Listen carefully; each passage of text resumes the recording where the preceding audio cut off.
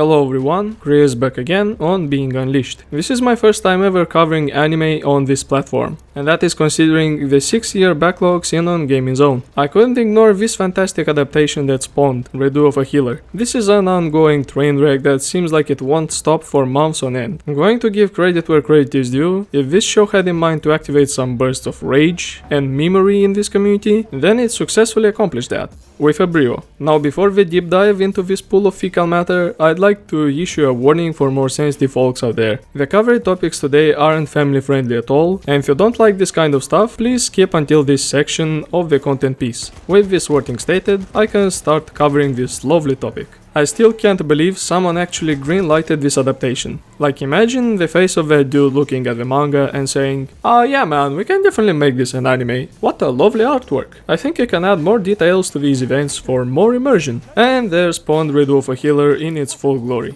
The synopsis sounds interesting, so here it goes. When Kayari acquired his powers as a hero who specializes in healing all injuries regardless of severity, it seems like he will walk the path of a great future. But what awaited him instead was great agony. He was subjected to years of seemingly endless hellish torture and abuse. Kayari's healing skills allowed him to secretly collect the memories and ability of those he treated, gradually making him stronger than anyone else. But by the time he reached his full power, it was far too late. He already lost everything.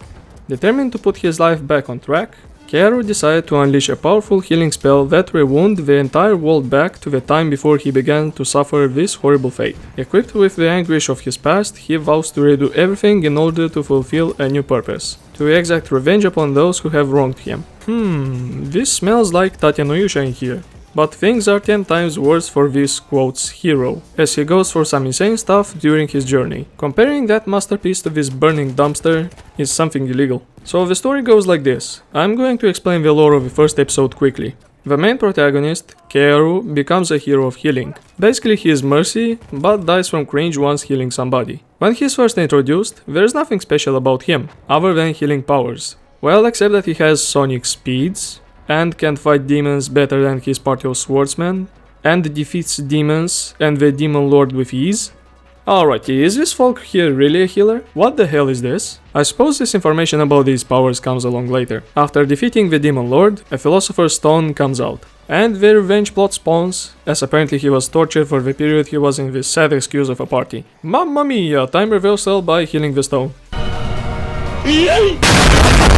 Welcome to the past, boys, and here everything is lovey-dovey once again, until Kayari finds this lake and his memories respawn. Now the plan begins. By that I mean eating poisonous shit in the forest, lighting around, meeting with heroes, praised for being a hero, girl fucking him immediately after, because his sauce upgrades stats.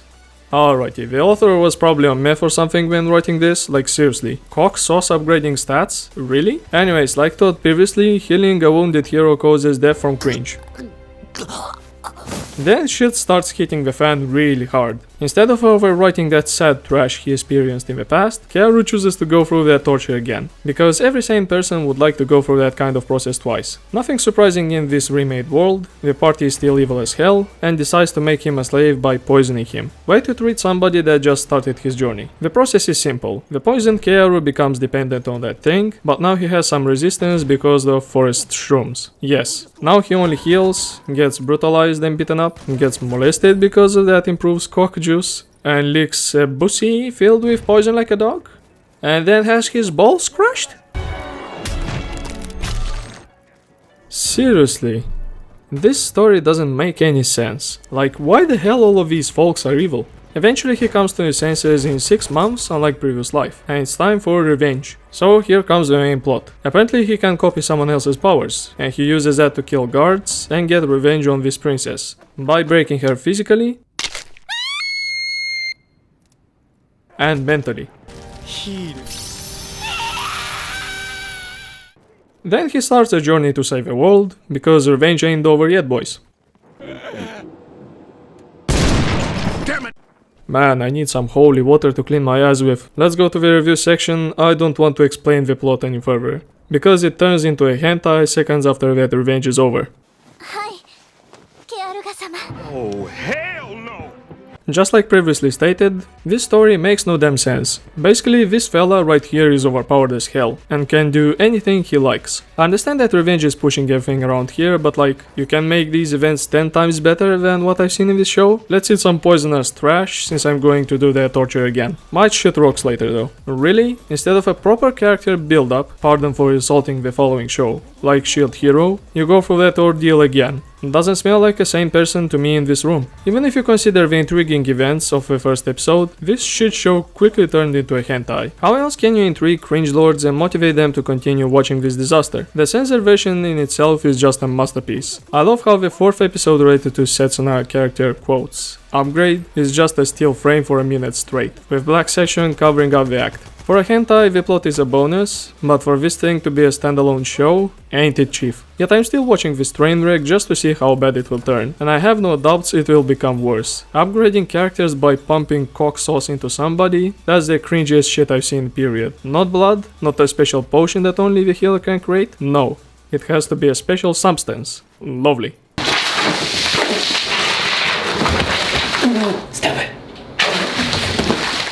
The characters are simply said one-dimensional, like literally everyone in this kingdom is just evil for the sake of being evil. No backstory to explain why, just go with what is provided. Exception are the girls, those are default characters for a harem party. Don't improve and grow up, just stay insane and make barbecue without thinking twice. The meme material this trainwreck spawned though, it's pure gold. Unlike Goblin Slayer's first episode, where literally everyone cried about the interesting scene, Meredofa Healer reactions are like, yeah, it's some wild shit. Have some memes to spice up the experience, boys. I really love that this show's opening is very good, and I really enjoy the song. When I searched it up to listen it fully, somebody actually uploaded this opening in reverse, so all that sad shit happening in the anime gets reversed and everything turns to better. Thank you, sir, you did a service to mankind. Man, we were all warned by Anime Man himself about this trainwreck, and just look how many uploads have spawned after the first episode released. Nice! The best meme material though are the Cringelords issuing this show 10s out of 10s and saying this is the best adaptation in existence, the best story to ever exist, it describes my life perfectly, and other awful garbage you expect from them. How sad you can be to issue this trash such a mark. The best mark I can see from this thing is a 3 out of 10 for the high quality spicy material and the protagonist character development, if I can call him like that. Even if you look at this thing critically, this show feels like a ripoff, taking ideas from other titles. Where else have I seen slave purchases? Where else have I seen a revenge story?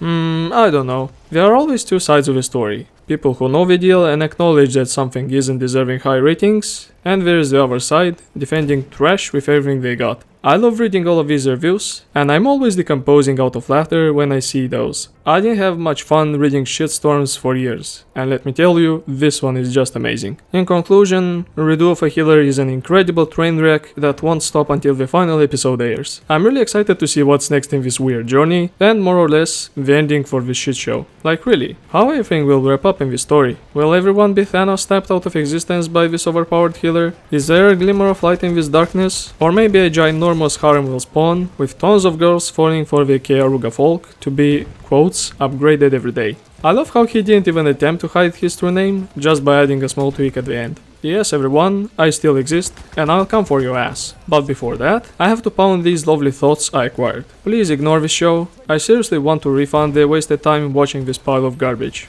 Now that I can't do that, I'll continue watching it until the very end. I, however, delected on the meme material it has spawned though. I'm going to bring this thing up. There, that is my face after watching the second episode. We'll probably die from cringe before this season will conclude though. And that's a wrap for today everybody. I'd like to thank you for watching this content piece. Don't forget to throw a thumbs up if you like this video and click the subscribe button alongside the bell stuff to join the Unleashed fellows. This was Chris, stay on edge.